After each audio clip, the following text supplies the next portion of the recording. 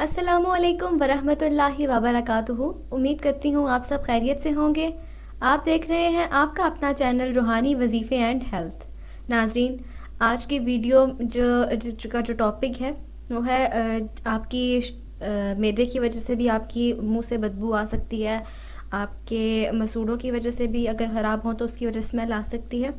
कोई भी वजह होती है कि इंसान के मुंह से स्मेल आने लगती है, इंसान के मुंह से बदबू आने लगती है। तो आज की वीडियो मुंह की बदबू पर है। सबसे पहले तो आपको ये जानना चाहिए कि आपकी मुंह की बदबू क्यों आ रही है। उसके बाद ही आपको कोई उसका इलाज करना चाहिए। उस इलाज के साथ साथ मैं आपको एक रूहानी इलाज भी आज बताने जा रही हूँ इस वीडियो में। तो नाज़रीन, इससे पहले कि मैं वीडियो शुरू करूँ, मैं आप लोगों से दरख्वास्त करती हूँ कि सदका जारिया समझकर मुसलमानों को फ़ायदा पहुँचाने की नीयत से इस वीडियो को शेयर कर दें।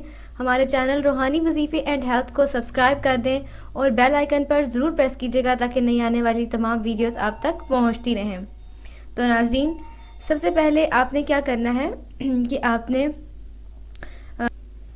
हुवल बारियो लाहुल अस्माउल हुस्ना। नाज़रीन, अगर किसी के मुंह से बदबू आती हो वो इन कलमात को 11 मरतबा पढ़कर पानी पर दम करे और पानी में थोड़ा सा नमक मिलाकर सुबह उठकर और रात को सोने से पहले गरारे करे तो इंशाअल्लाह ताला 7 रोज़ तक शिफा होगी। नाज़रीन, मैं आपको आयत दोबारा बताती चलूँ। हुवल बारियो लाहुल अस्माउल हुस्ना। आपने इस आयत को 11 मरतबा पानी पर दम करना है और पानी में आपने थोड़ा सा नमक मिला लेना है और उस पानी को आपने सुबह शाम आपने सुबह उठते साथ और रात को आपने सोने से पहले आपने उस पानी से गरारे करने हैं। इंशाल्लाह ताला 7 दिनों तक आपके मुंह की जो बदबू होगी वो ख़त्म हो जाएगी।